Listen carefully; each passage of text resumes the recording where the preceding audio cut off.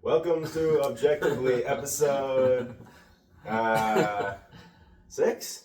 Episode 6. You know, it doesn't really matter what episode Let's it is. commit to 6. Because why does the number matter? the content we make is timeless. Yeah. As everyone knows, objectively speaking. Anyways, today we're doing another movie review. We love our movies. We do love our movies. Yeah. And, so we're doing something very special from this point on. Maybe every week, maybe once a week, maybe probably not once a week, but probably once a week. Hopefully, but maybe not. But we'll try. That's the mission. We're going to go through every single Nicolas Cage movie that has ever existed. Not really, but everyone. So, this is going to be our Nick Cage-Athon. Yeah. And it will last however long it needs to. That's right. I don't care what happens or how many wars break out. We will get through them all. This is the most important thing. But we have a few rules. One of them is he has to be the main character, or at least one of the main characters in the movie. And it cannot be a direct-to-streaming or Netflix movie either. That's right. Because looking at his filmography, he has a lot of winners, but how many movies does he have? Do you know? That's perfect opportunity. 'Cause he has been in the business longer than anybody. How many Nicolas Cage movies? There you go. I knew what you meant. 123. Wow. Let's look up another actor just to compare, like Leonardo DiCaprio. That's a good question. Leonardo. But 123 is crazy. Yeah. How many? So if we did it once a week, it would take us over 2 years. It'd be about a year, 2.5 years to finish all of them. He's made 64. Wow. He's made a lot of movies. Because, I mean, at a certain point, are you getting quantity over quality? Like, how many movies are you going through to get that many movies? I think what will be amazing during this journey is we're going to discover truly what happened to Nicolas Cage and why he decided to sell his soul we know the answer. It's money. It's always sell the soul. I mean, for streaming services, direct to streaming movies, he made a lot of. None of them were really. Well, we're not gonna watch great. those though. No, but he made movies before he started doing that. I think are there. Well, I mean, I don't know. Hollywood has so many phases throughout its existence where it's like, So at some point he did start making schlock before streaming existed. Right. But it's in this. There's still like high caliber movies. I don't know how comparatively, like the best Netflix straight to streaming Nicolas Cage the absolute best straight to streaming Nicolas Cage movie does not compare to the worst wide movie theater release schlock Nicolas Cage movie that he made in like the early 2000s, early 90s. That's my opinion, at least. There's not even close to the same quality. So the straight to streaming were always worse. Yeah, pretty much. They made them quick and cheap, and you can tell. I mean, I would love to review at least one of them, just so you get the idea. Give an example. Now imagine this times like 70, and then just imagine that. That's true. An example. Let's look at some of his movies. So he definitely sacrificed the quality for the quantity, is what it sounds like. Because that's like 120. So his career has been what, like, let's just say like 30 years of filmmaking?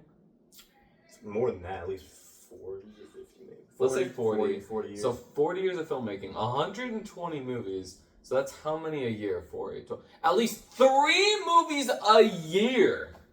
He made 3 movies a year on average. That is unbelievably fast. Like, there's no way you could give these. Some examples of like good schlock, I think, are like Con Air. Have you ever seen Con Air? It's a beautiful movie. Long time ago. Really is. Ghost Rider is. I mean, it's schlocky-ish, but it's more like the beginning of the superhero genre type. Yeah. So it's it's got schlock elements. Gone in 60 Seconds. You can't get more schlock than that. But again, the worst schlock wide movie theater release Nicolas Cage movie is still better than the best straight to streaming movie that he did. So let me look at one try and find out. You think Gone in 60 Seconds was schlock? Oh yeah. What do you think it was? I haven't seen it. Maybe we can watch it. But it's very popular. Yeah.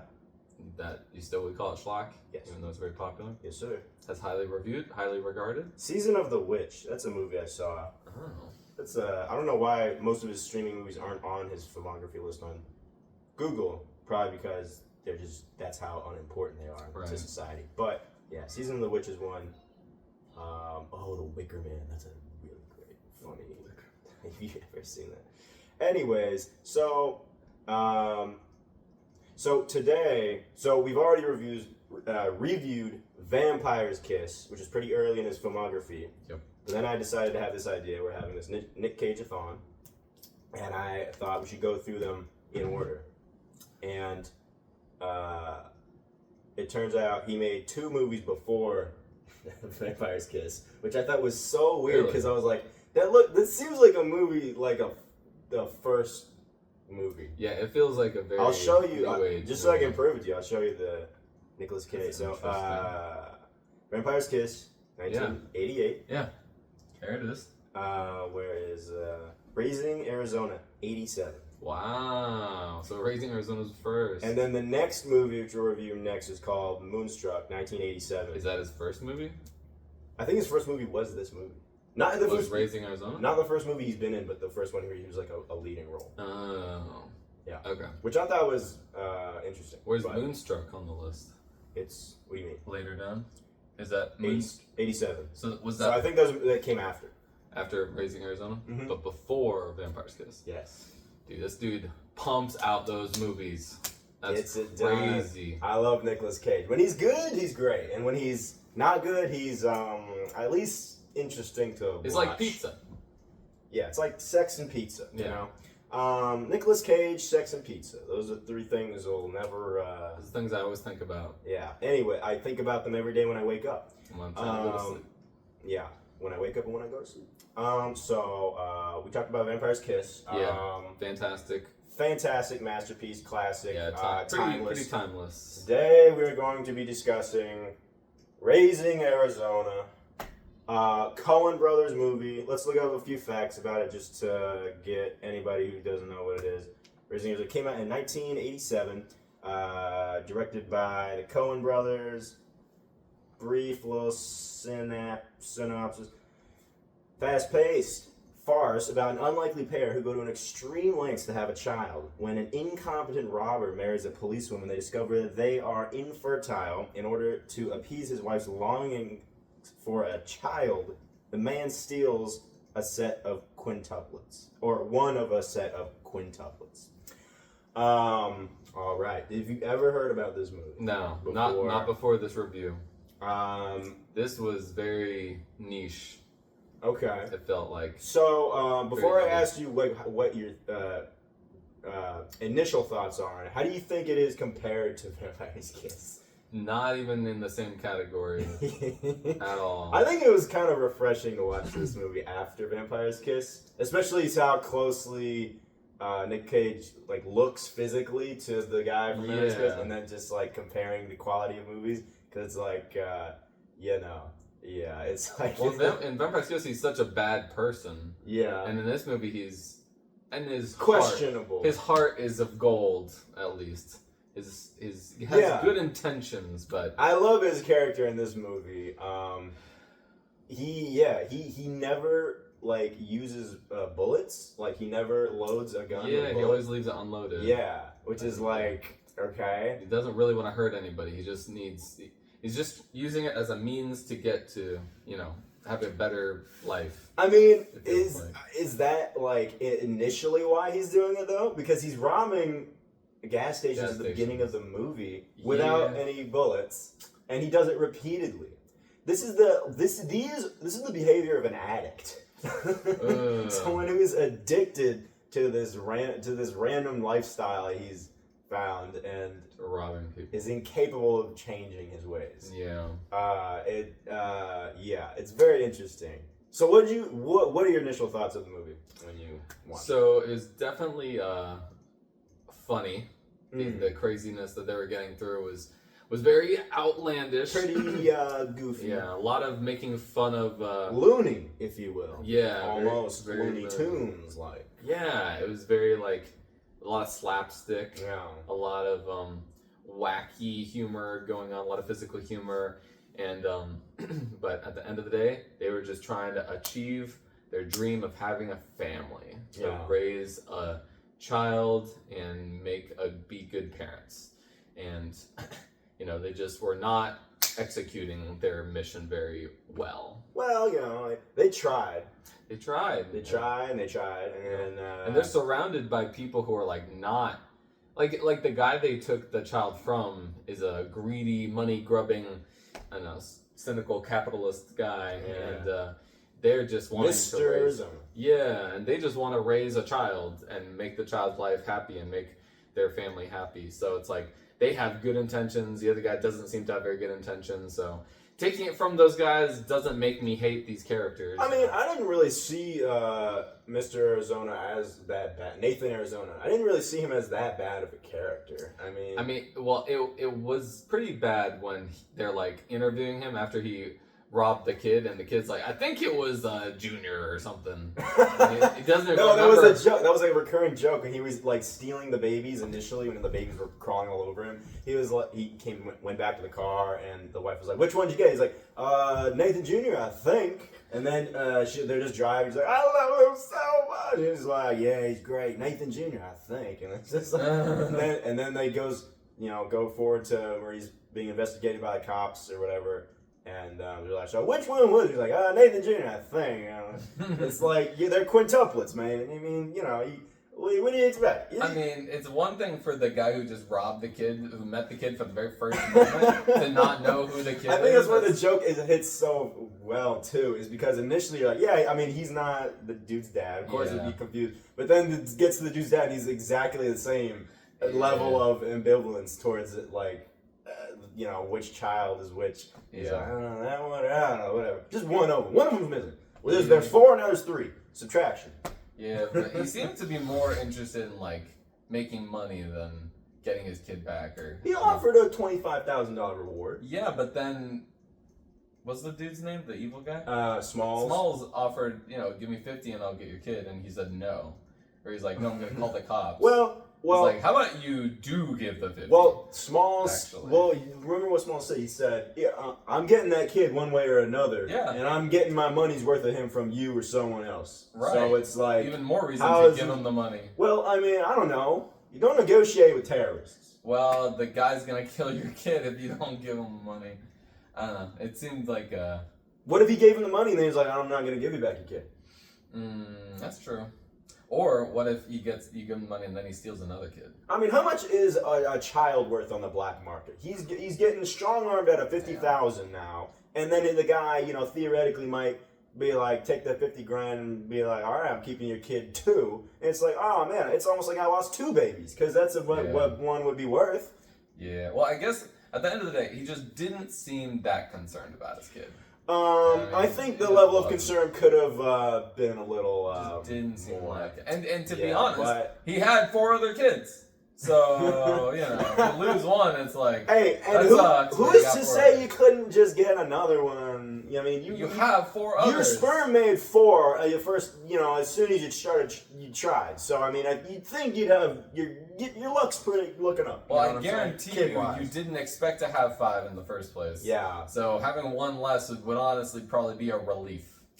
Yeah. He should be happy. I'm surprised they noticed as soon as they did too. He should have appreciated. I think that's why the the crib was like labeled with each of their names so that they could tell if one was missing. I would definitely need to do that if I had 5 identical looking children. And each kid has to punch into a clock when they go into their bedroom to sleep in their crib every night, and and if they looks up on their computer monitor, Nathan Jr. didn't punch in. What's going on here? We're going to have to talk about you when you're going to, Well, let's be real.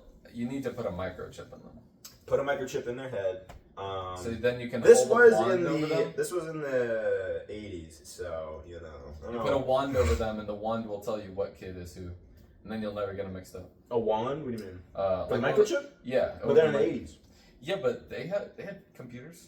What? I mean, I don't know. What are you talking about? We're not as 80s. small. Not as small. Not as small? The microchip they'd have to put in those babies would be as big as, like, computer board. That sounds fine. Yeah, that's true. Get a big microchip in. They'll grow. They'll grow into it. They'll grow into it. I mean, would you rather have a deformed baby with a microchip, big old computer inside its head, or no baby? It'd probably make them smarter. There's only one way to find out. And think about how much they'd appreciate it when they're older, too. It's very valuable. So, Smalls. SpongeBob. The movie. Oh, yeah. Is that a reference? It's gotta be. To that movie? I didn't even think about that until right now. I was just like, oh, yeah, I guess. Because I was like, this character seems so familiar. Yeah. And then I realized, oh my god, he's the guy from SpongeBob, the movie. It is the same character. Yeah, you're right. It's just a big, badass biker with Yeah. leather, and he's just mean, and there's no redeeming features of him, and he's just trying to kill. I like Smalls. He's a straight shooter. He's just a matter-of-fact kind of fella.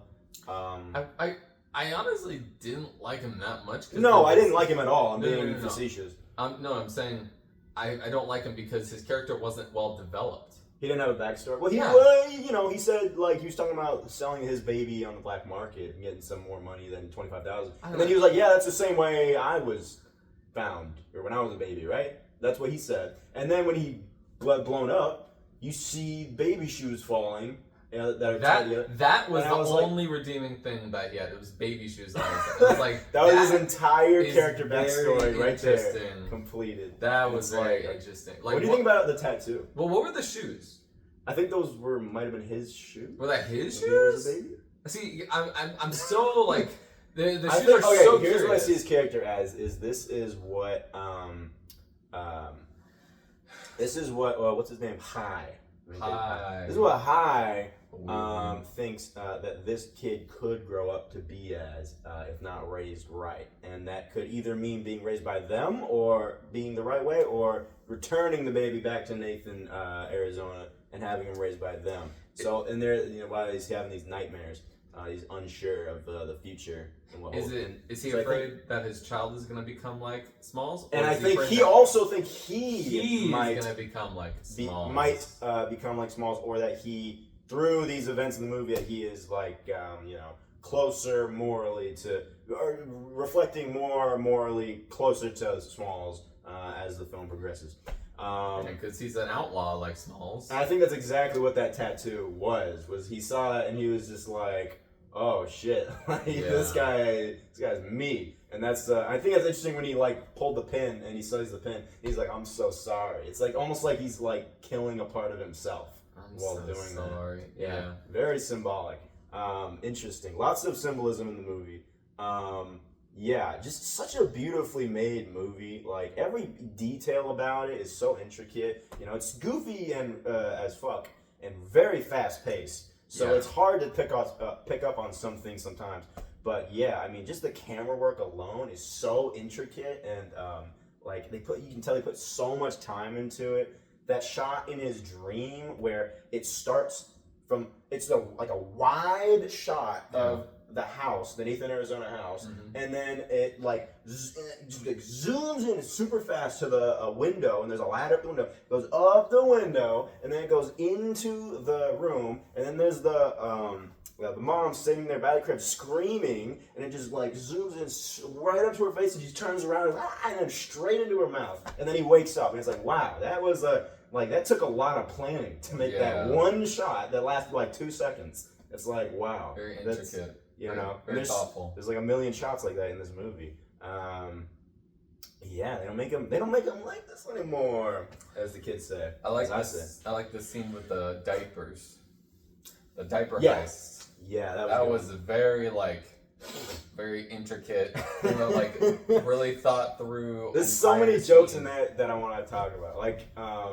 So he's trying to get diapers, Huggies. Yeah. And he's like, might as well rob the place. While I'm in there. he has a pantyhose in his, like, what was it, down his pants or something. He whipped it out.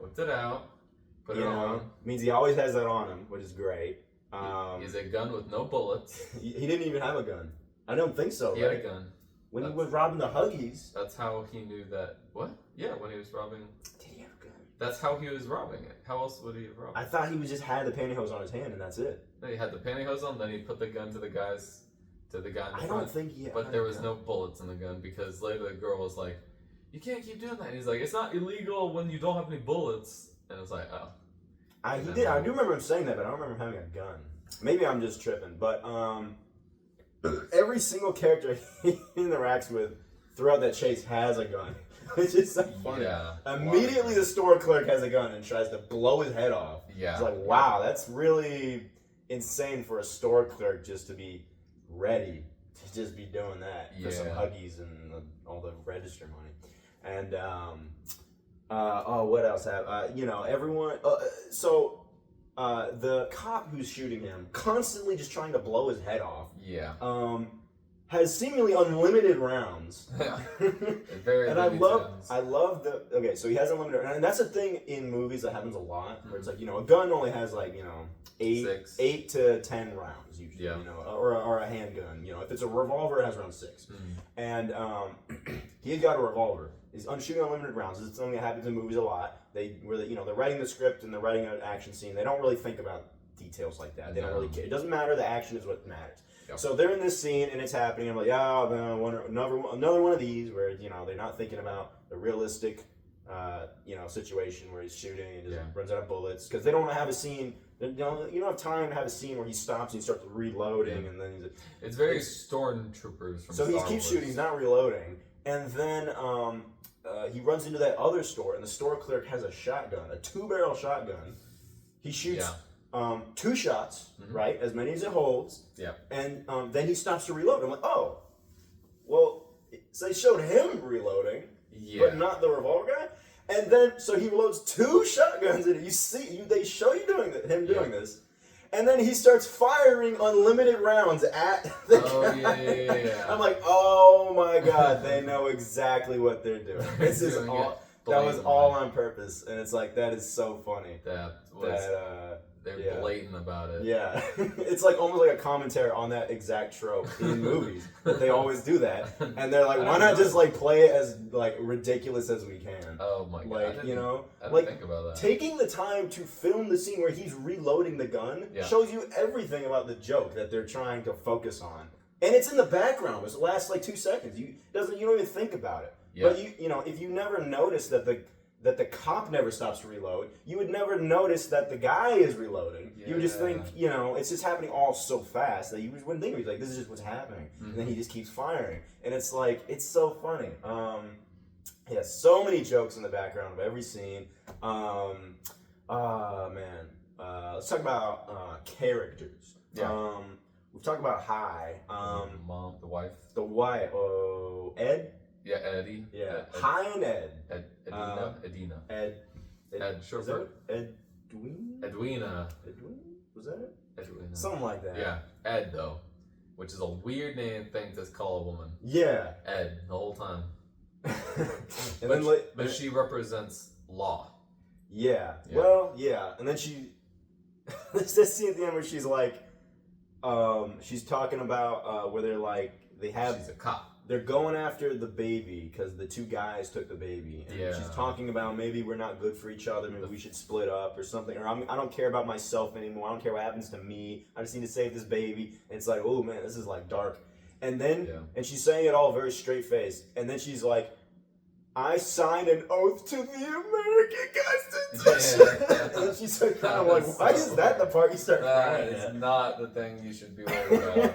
You should be caring about these babies. I don't want to jump into this topic too much. I want to get back to the movie, but that scene reminded me of Charlie Kirk's wife. Oh. She was giving her first public address on video about her husband, and she's talking about all these horrible things like And my husband died, and he loved, his children. He loved me, and he loved his supporters, and he loved his job and everything. She's saying it all matter of fact. And then as soon as she gets this, she just said, "You're like, and you love Donald Trump so much." Like you that. should do that. You should. I'll send you the video. What? That's the only, well, that's when she begins crying. Is when she starts mentioning Donald Trump and how much he loved her. And it's like, and they're like, why is that the part you start crying? Because that's the most important part. And obviously it sounded, like a fake cry. But, like that scene in the movie, like, reminded me of that. It's exactly the same.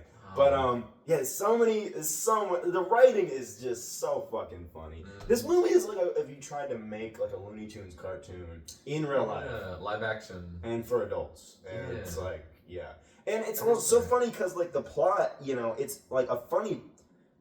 Everything that happens in the movie, the sequence of events, how they unfold is very funny and goofy and loony. But the actual plot is really dark. Because it's about, kidnapping. That they treat it all so silly. They never give you a chance to stop and actually think, like, this is fucked up. Yeah, they never show, like, how...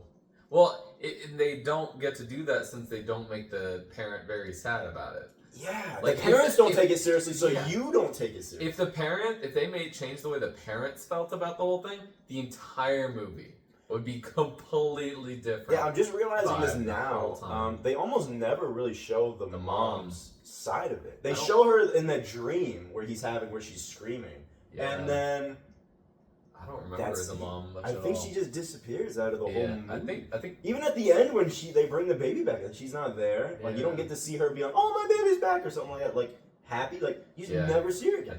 I think maybe you saw her like once or twice, but definitely not often enough. The dad was the main representative of the family. I think they realized that probably while they were writing it, and they were just like, "This is." If we show the mom, it's gonna be in too sad. any context, it's gonna be like it's too sad. It's gonna take you out of it. Yeah. It's like it's gonna show be the like, dad and make him not care. Make him be really focused on work, and they're over budget, and they're trying to cut back and downsize his employees. But they have to do that. They have to only make it super shallow and super like that. The dad doesn't care, because if they didn't, then they would be villains. Yeah. Like the Hi and Ed would be villains. Yeah. They would be like the horrible. And they are villains. But it's like it's morally gray. I wouldn't call them villains. No, they're not. But you could easily make a movie. Smalls is a villain. Sure, but you could easily make a movie, a dramatic, serious movie from the parents' perspective, where you never get to see Ed and Hi's perspective, and where their baby is kidnapped, and it's a very depressing movie. Well, that's what I said. If they changed the perspective of the parents to be horribly sad, then Hi and Ed would be villains. Yeah. They would literally be villains. And since they didn't care, and Hi and Ed did care about the kid, they were not villains. They wanted to raise the child in a good family home, and they were like kind of the protagonists. Maybe they were morally gray, but they wanted to help the kid. They didn't want to just kidnap a kid. They weren't trying to be Smalls. Smalls wants to kidnap a kid and kill him or something. I don't know. But he's like the most two-dimensional villain I've ever seen. Yeah. Like, he's just like bad for being bad. And it's like, well, except for the baby shoes. That's the most depth that he gets. Yeah. And it makes me curious. I mean, how differently would you perceive his character if they didn't show the baby shoes? I mean, like, then he would be literally nothing. Wow. Like the baby shoes, because that makes me wonder, like, those baby shoes, they could have been his, which is like he's sentimental about something, which gives him depth. Who else could they have been? Or could they have been his child's baby shoes? His child? Right? Like, and then it's like, have you ever heard that story, the shortest story in the world? It's like 3 words. The shortest story in the world. No, Write never this down. Garage sale, baby shoes, never worn. I guess it's 4 words. That's 6. But 6 words, yeah. Shortest story in the world. Never worn. Garage sale, baby shoes, never worn. Yeah. So, like, they had a miscarriage or something. That's a potentially... That's an interest. I'd never heard that. Where'd you hear that?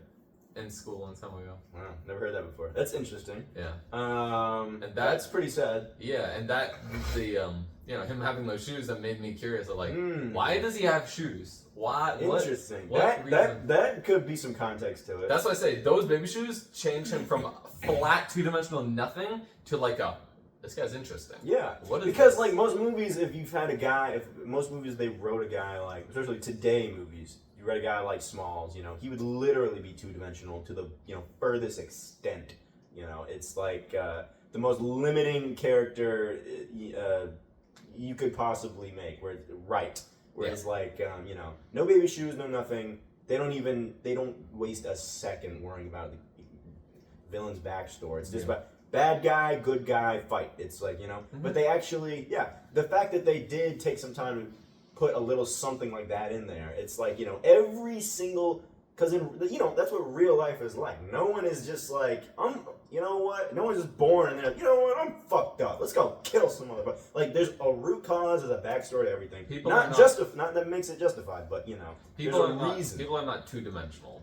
Exactly. In movies, they can be two-dimensional if they don't work hard enough on the backstory.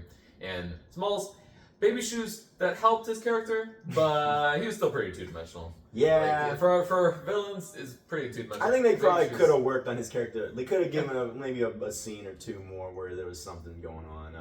Well, the thing but is, I'm not sure if I even wanted that. That's the thing. I don't think they wanted to. Because I think it was intentional. As an audience member, you don't really care. You understand that's a bad guy, and you're watching the movie like, okay, here's a bad guy. Yeah, they want it to be easy to. But the fact that they put that in means that they care, the writers, and they're like, they could have just written it like, he's just a two-dimensional bad guy. They're like, all right, done. All right, let's go. Focus on the rest of the movie now. It's like, but no, they took time. Like, well, that means like if your theory is right about the short story about the garage sale, then that means they probably had like an entire maybe an hour where they're just sitting in a writer's room talking about the character, and they're like, well, maybe he was like a dad, he had a whole family, or no, he was like, he had a wife, and it was kind of like Ed and High, just like them, and they were expecting a baby, and then they were tried for a long time, and then it's the exact same story, but then they never had a baby, and then they broke up, and he became a horrible person, just out for blood and money, and didn't care about anything else. And, because all his care went into this baby that never existed, and so I went all down the drain. And that's where Ed or High is heading. If he goes from two-dimensional to a little bit more depth. Yeah, a little bit. And it heightens the Ed and High character too, because it's like they're working against like their own like fate or something like that. With Ed being barren. That's actually interesting. Yeah, it's like that's like it could have become him with losing a kid and then turning into that. Exactly. Actually, very easily. So like they're it's like the universe is just pushing them towards this like destiny of them splitting up and falling into despair, and High becoming this horrible monster, and it's like that's one challenge they're facing. Another, and then the focus challenge that they're dealing with is trying to keep their family together, their semi-family that they have cobbled together with the kidnapping. So Smalls, definitely an interesting character. I didn't really think about it that much, honestly, his character, other than him being like a possible representation of High. But the baby shoes, that makes it really interesting. Yeah, good choice with the baby shoes. Raising whoever put the baby shoes in, give him a raise. Come on the podcast. Yeah. We'll call in right now. Yeah. We'll talk about the baby shoes. Do you still have them? Do you still have the baby shoes? Come on, you'll show us the baby shoes, and we'll take you out for dinner.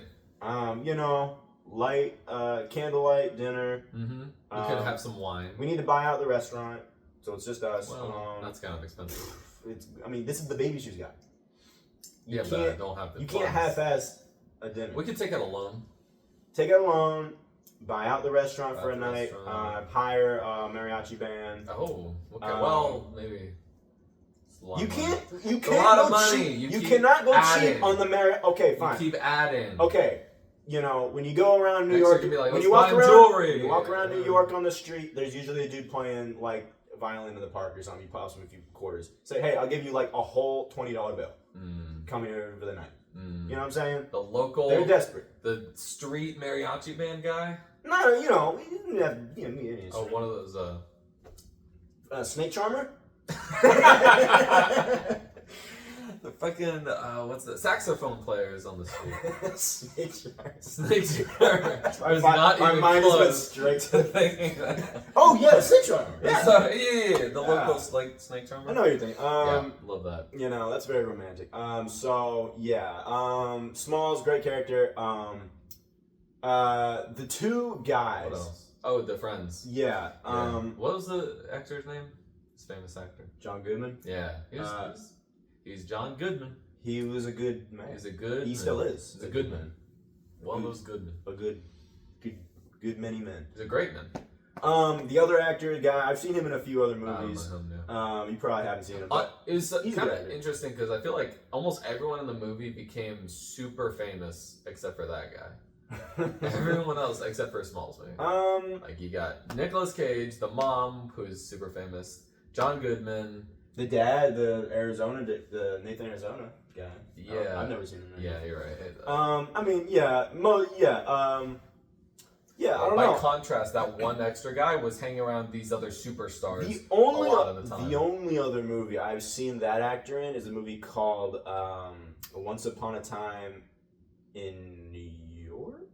Or it's Once Upon a Time in America. That's what it's called. Oh. Once Upon a Time in America. It takes place in New York, and it's about the Prohibition era gang, where there's gangs that are selling bootleg alcohol and stuff, and he plays one of the gangsters. And even in that movie, he's not like a main character. He's just like one of the gangsters, and it's like he has some scenes, but he doesn't really have like any scenes alone with him or anything. His career never took off.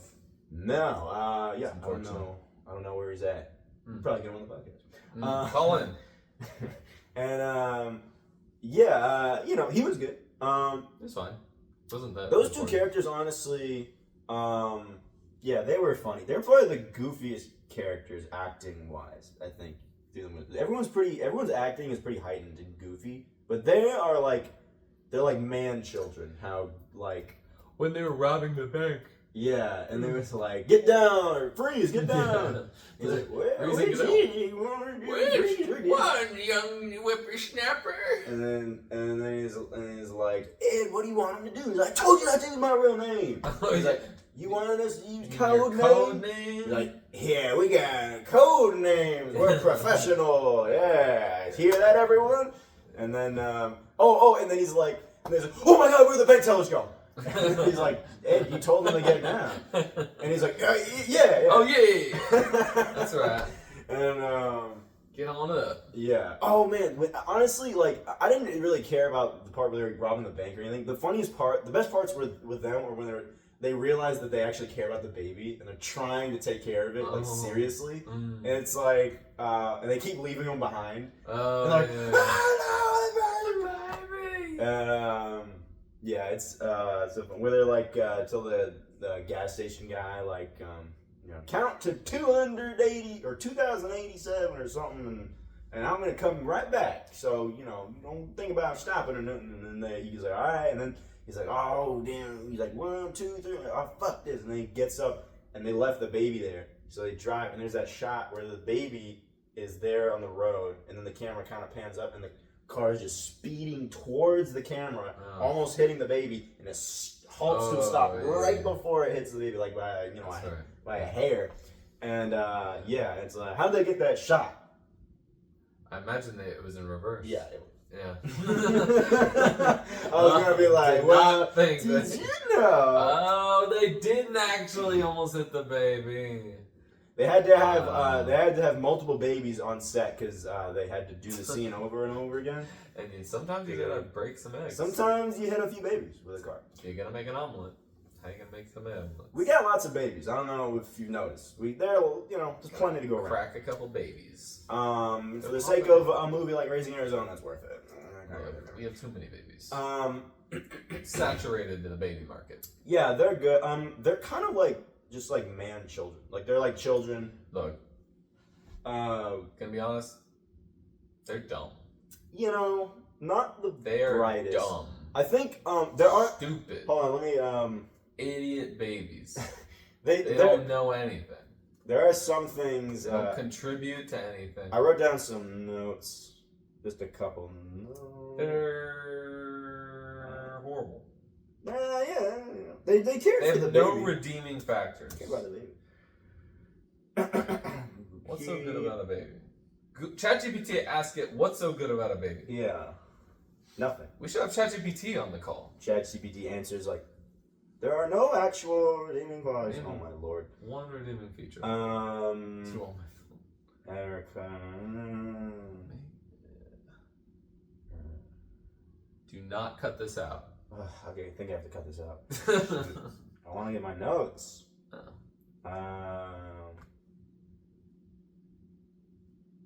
What? It's probably been about 40 minutes, 45 minutes. Okay. Alright. Okay. So when he's talking to High when they're on the couch and he's like they're trying to stay over the night or whatever and Ed is like, I don't want them staying over. Yeah, the first time they made. Oh, the Shawshank reference. When they came out of the dirt and everything. Yeah. Definitely Shawshank Redemption. And he says, and they said a few things, but I just caught one they said. And I was like, I should write that down. That's funny. They said a few lines that were like, wow, that's like strangely like intelligent for them to say something like that at this point in the movie. And one of the things he said was, now I'd rather light a candle. The John Goodman character was pretty intellectual. I'd rather light a candle than curse your darkness. And it's like, wow, Yeah. that's like a profound thing to say. Light a candle. Curse your darkness. Yeah. Like The John Goodman character was very like, he felt very smart until that bank the bank robbery. He was like, I guess you're not that smart. I guess he doesn't know what he's doing. Huh. Yeah. And it was like, his character was fun. Yeah, I'm trying to think like the dad with the family where he was the swinger guy. Oh yeah, that was weird. Yeah, he was annoying. Interesting. He was annoying. He was annoying. He would talk and he just want to have sex with his wife. Yeah. It's like, you are not a nice guy. I'm starting to think that his wife didn't actually think High was cute. He just kind of lied about it. And that's more dark. And he also like, he had so many kids and they were all like not taking care. Yeah, hard. And that was so good. It did make me wonder like, why didn't they try to steal their kid? Like, you know what I mean? Because they had like 5 kids too. Because they would have known it was them. I guess. That's true. Wouldn't have been a good idea. I saw in his car there was a bumper sticker on his car on the dad, and it was "Caution, I drive naked." I was like, what the fuck? Okay, what does that mean? I kind of want to put that on my car. I was like, what does that mean? What's the joke? No one look in this car while I'm driving. I guess, but is it illegal to say you're naked in public? No, it's free speech. So there you go. Is it illegal to? Technically, it's not illegal to drive with alcohol in your car. It's open. Or it's like not illegal to drink or no, it's can't not be right. open. It can't be open. That's the thing. So maybe it's like you can drive naked, but as soon as you get pulled over, you put on your clothes real quick, and it's like I'm pretty sure you're not allowed to be naked in your car. Oh, okay. But we'll see about that. It's illegal to say you're naked. We'll see about that. Tell everyone you're naked, even though you're not naked. Yeah, I wish I wrote down more notes, but I was kind of just I kind of forgot. But I'll do more notes next movie. God, you're letting the audience down. You didn't write any notes. No notes. Yeah, all the notes are in here. I don't need notes. Give a note. Let me ask ChatGPT. I put it on ChatGPT. You don't need that. No, you can't do that. Why You said they're up here. That was a metaphor for ChatGPT. You should have said it was. You know what's in here? You should have said it was. ChatGPT. You have Neuralink with ChatGPT in your brain? No, then say what your notes are. I'm as smart as ChatGPT. No, you can't say that. Anyways, so the movie was good. The movie was great. What else is there? I mean, the plot is it's funny. So they kidnap the baby. Had strong symbolism of the American dream trying to be achieved by nuclear family, poor uneducated Americans. Reaganomics. The conflict of law and chaos trying to coexist with Ed and High. I like the what was it called?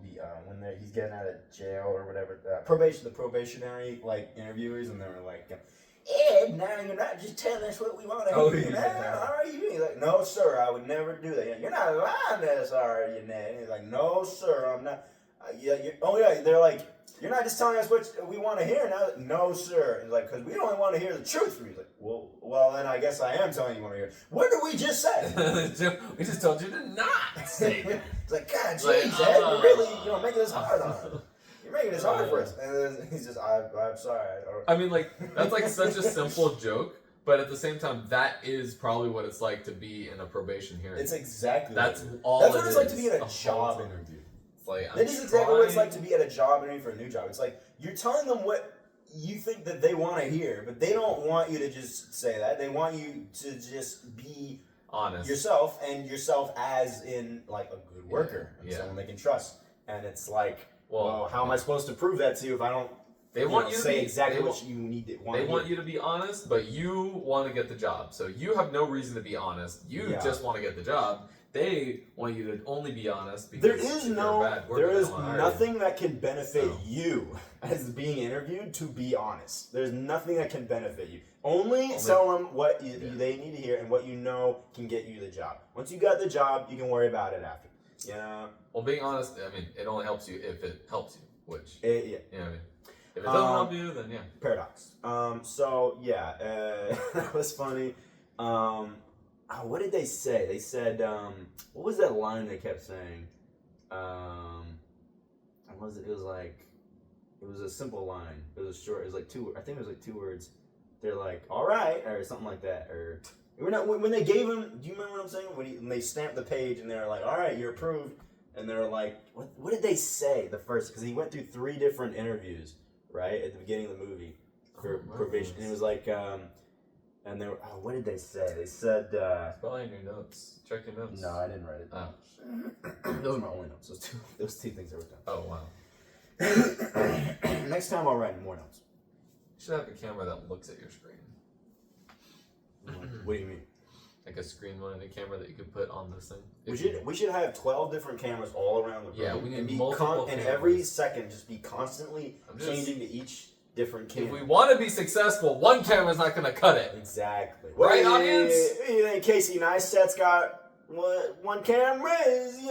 He walks into a room while he's vlogging, and suddenly a camera in the corner, he just switches to that, and you see him open the door and walk into the room. How did that work? He had the camera already there, and somehow he knew, and then you see a vlogger on, YouTube, and you see where they're going camping, and you see a camera mounted in a random, isolated spot in the woods, and their car in the distance drives up to the camera and parks.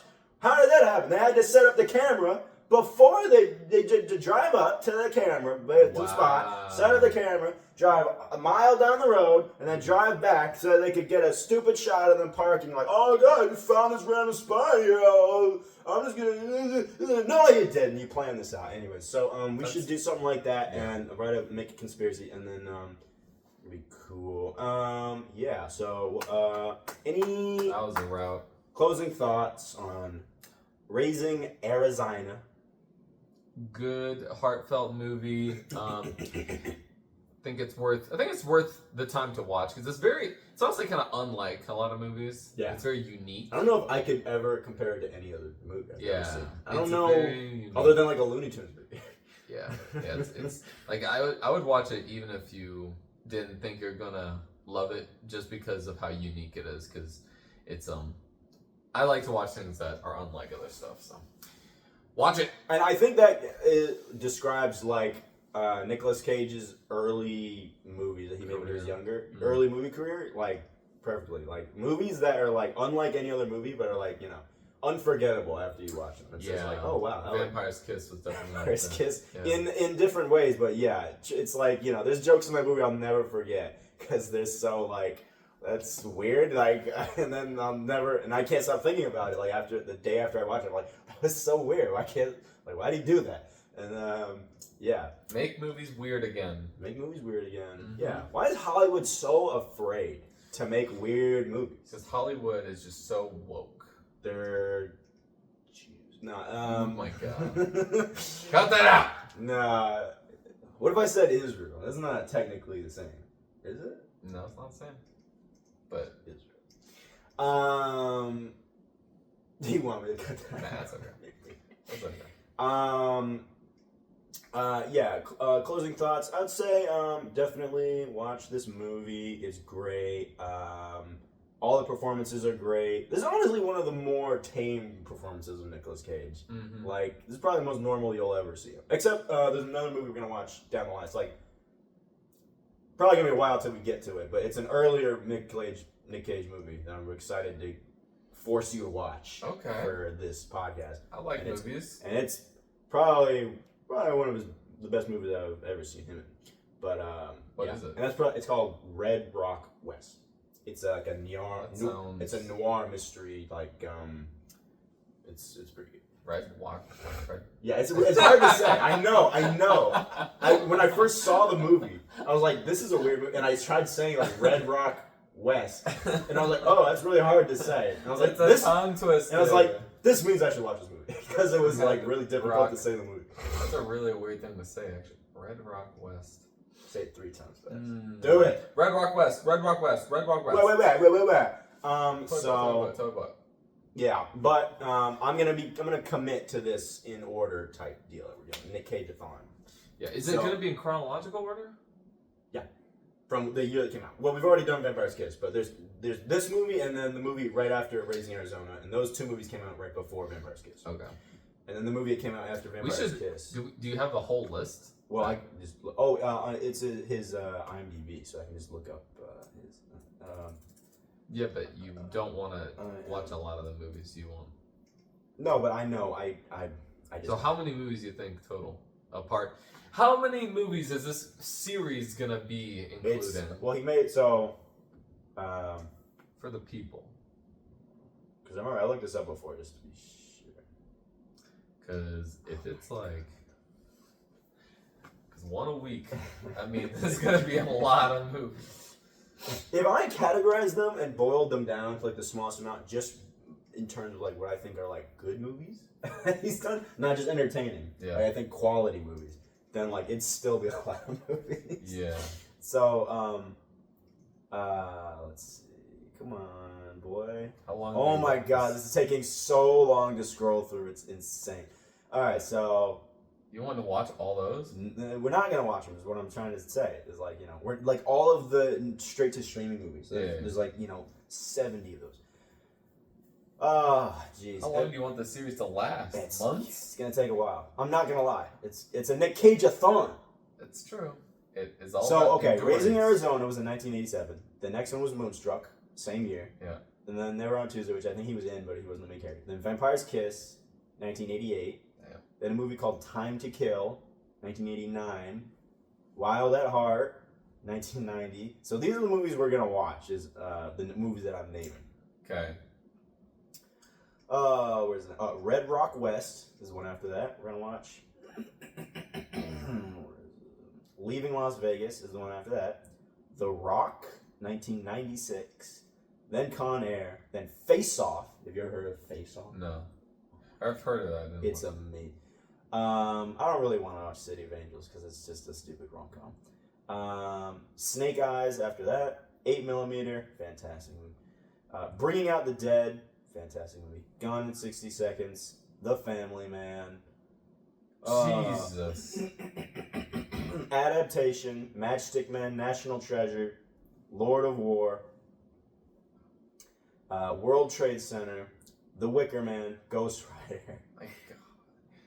I guess we should pick a spot where we should stop watching because I want to get because the most recent movies were Pig and Dream Scenario that I want to watch and maybe Mandy, but I mean incredible. We could watch Mandy. Incredible Weight of Fantastic. Yeah, we could watch that one too. I liked that movie.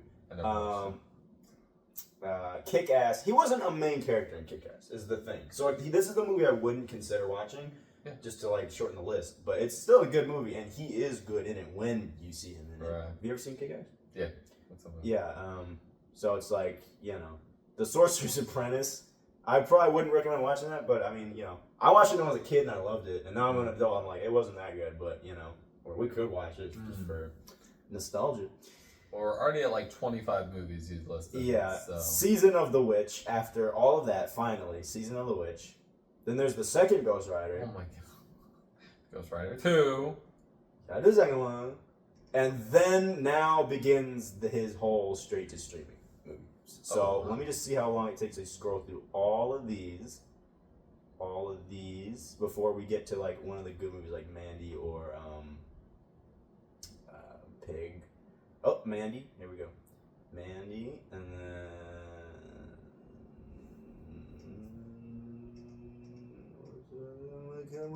Pig. This man cranks out movies. And it's a movie machine. Oh wow, Dream Scenario. Oh, I must have missed it. Long Legs. I don't really want to review Long Legs, unless you want to review it. Well, we already watched it. Yeah. Maybe we should review Dream it Scenario, sooner than later.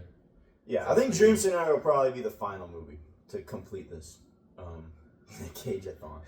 Look, we can review other movies because this is gonna be months. I mean, I don't think we should review anything else. I mean, we have to get through it. Like, you want to make it even longer? Like a movie comes out and we're like, oh my god, this movie's amazing. We should talk about it. Like, no, we still got like 25. Like, we have to get through 25. It's like, well, it's gonna take a year. So we've got a year of watching movies before we can. We got 6 months of watching movies before we can talk about a movie that came out today. I mean, whatever. I want to commit to this, however long it takes. But I think I'm just thinking, it doesn't make sense to just not talk about movies. The real answer is, what's more important is we have a video at all. If it's not about Nick Cage, it doesn't matter. As long as we have a movie at all, the Nick Cage is a good theme to just get people interested. Well, and to keep us making like videos, because say there's like we want to make a video but we have nothing to talk honestly, I feel like one of the reasons that was making us slow down a little bit is just because we're like, we don't know what movie to watch. Yeah, and I kept thinking of movies, and then I kept thinking of like, wait, that's a Nick Cage movie. And I kept thinking about it, I was like, no, it's another Nick Cage movie. And I was like, why not just get through all the Nick Cage movies? All the Cage movies. Like, it'd be perfect. Cage-Athon. Yeah, because like I wanted to talk about Red Rock West, but then I was like, no, it's another Nick Cage movie. Like, wait, why not just do them all? You should title each one of these reviews as like Cage-Athon. Yeah. Cage-Athon, Raising Arizona. Cage-Athon, Moonlit, or whatever it was. Yeah, I was gonna do that. So Cage-Athon, number 1. We already did Vampire's Kiss, but that's. Can you retroactively change the title? I can, but I think I just want to leave it like that. Okay. It's like it's fine. This is episode 1 of the Nick Cage-Athon officially. Yes. This is when we decided it was real. We have documented the beginning of the Nick Cage-Athon. We have it in a sealed folder in a locked cabinet in a vault. And we both have to turn a key. We have signed it, and we have to turn a key and simultaneously. And we have to put our tongue on a reader, and then we have to spread our ass cheeks, bend over, and put it on the reader. With the tongue each other's mouths. And then the reader would go like insufficient. And we're like, God damn it! Oh my god, we gotta do it again. Like, all right, fine. No, do it right in front of the camera. Make sure it's centered in front of the camera. In the middle. Stop moving. The middle, I said. Oh my god, you moved. Oh my god, we gotta do it again. No, we've been here for 5 hours. Oh wait, this is the wrong house. This is the other vault. This is the other vault. Damn it. Oh wait, this is when we have to have gay sex. Oops. The gay sex vault. Ah, darn. That was the other one. Oh, no. Oh. Okay. Guess we'll do it. Oh no, I guess we're gonna do it again. Oh well. Let's. So stick around for the gay sex episode. Yeah. That'll be uploaded on our Pornhub account. We should upload all of these on Pornhub. OnlyFans. Well, yeah. We can make an OnlyFans. But you people have to pay to watch it though. Yeah. I want this to be accessible to everyone. Well, it's gonna be on YouTube too. That's true. There's nothing saying we can't. Are you allowed? Does it cost money to have an OnlyFans? That would be really funny if we put everything on OnlyFans. Say it costs you $1 a month. There's only one way to find out. $1. Whatever the lowest cost is to subscribe. We were just talking about this today at work, where like someone brought up feet and like foot fetishes, and everyone was just like, "This, I don't want. No one likes foot fetishes. No one actually. Oh no, we were like, is there a girl that likes foot fetishes? likes feet, like in a fashion. That I know. And we all kind of came to the consensus like no, because like if a girl because I feel like feet is more accessible. Like finding pictures of feet is more accessible than just like having sex, and I feel like most women don't have to pay for like OnlyFans, right? Because they can just, if they want to go have sex, they can go out and have sex. It's not something that they have to really work hard to get. Most women, if you're an attractive woman. And it's like, and we were talking about feet, and it was like, yeah, I guess most women don't really like, if you're a foot fetish woman, you're probably not subscribing to a man's OnlyFans for feet. Because that would be unusual. If you really were into that as a woman, you could go out to a bar or on the beach maybe so you can look at their feet and then like, hey, I want to go have sex, and then when you're in the room, you're like, hey, I like feet. Maybe. I don't know.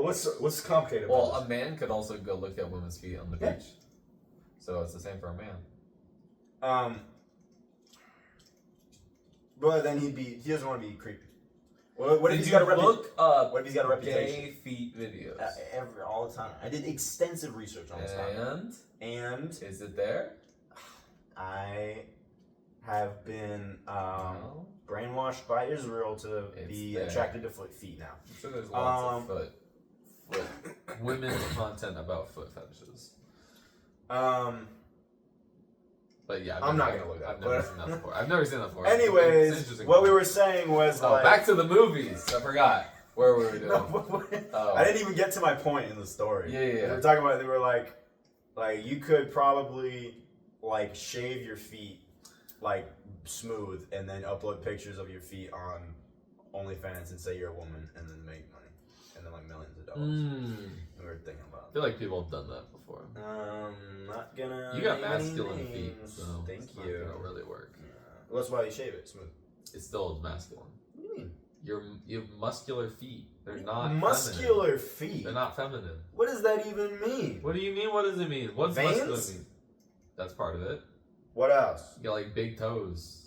Women, dude, I have met someone with some big ass fucking toes. Not like that. Yeah, like that. Bigger than mine too. Yep. I could tell your foot is a man foot. That's all I'm saying. Well, I will choose to take that as a compliment. No, it's terrible. And ugly man. Well, you got women's feet then. I do. They're beautiful. That's true. I'm kind of jealous. Beautiful women's feet. Well, Jesus Christ, that took what we were just talking about. It took a long time. Anyways, so next video should be Moonstruck. And I have never seen this movie, so I think that'll be interesting. Because usually when we start the movies, I recommend the movie, and then I look at you and I'm like, so what did you think about it? Because I already know what I thought about it. But next video, we're going to be like Moonstruck, and I'm going to start the video and I'm going to be like, what do we both think? What did I think about this movie? We'd love to hear that. And it's a romantic comedy, but I hear it's actually like a good movie too, so that's why I really wanted to check it out. I was going to watch it anyway, then I was like, we should review it. Love that. So maybe next week? Yep, that's the plan. Yeah. Alright. Thank you for watching. This has been Objectively. Like and subscribe. Get objectified. Leave one comment. Just one. That's all we need. We need if anyone has made it this far in the video, I would comment your favorite thing about Israel, and we'll tell you. We'll fact check it. Tell us the facts that you have about Israel. Objective facts. We only have objective facts. For objective. Everything we say on this podcast is objectively a fact. And you can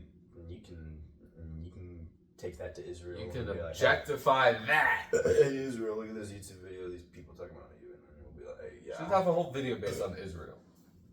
Yeah, there's probably a movie named Israel. My friend, his first name is Israel. Do you think Nick Cage has a movie called Israel? I hope so. He better. If not, he will. Control F, Israel. What if I just look Nick Cage Israel? Maybe don't look that up, actually. Nick that might mess up our future videos. Israel? What does that even mean? What if he has, like, bad history or something? Nick Cage is connected to Israel through the distribution and release of his films, such as Arcadian, In the Country, and by having a film tribute held at the Jerusalem Cinematheque. The Cinematheque. He also made comments about Israel's school security in 2018 and was present at the Red Sea Film Festival in 2023, where he expressed solidarity with Gaza. Oh, with Gaza. So wait, so that's not there you have it. Well, so he supported Gaza. I don't know. I don't really know what this means. Just said he represented solidarity. But he said with Gaza. he was at the Israel's. Yeah, but he said solidarity with Gaza. Which is Palestine. Good. Woke Cage. If they said Google said anything different, we still would be doing the Cage. I'm gonna believe everything it says. AI is never wrong. Not objectively. According to AI, it's never wrong. If I asked AI, "Hey, are you ever wrong?" It would be say. That'd be interesting. No, it would probably say. Google that. Are you ever Here wrong? we go. Let's just make this into an AI thing. No, just say, "Are you ever wrong?" Are you ever wrong? I didn't answer it. Wait, I have AI mode. Ooh. Thinking. Large number of language models. I am Often wrong. Wow. Wait a minute. If it's wrong about that, then that means it's often right. Paradox. Okay. Well, then I guess you can't really trust anyone. Okay. We're ready. All right. Thank you for watching. Goodbye. Good night.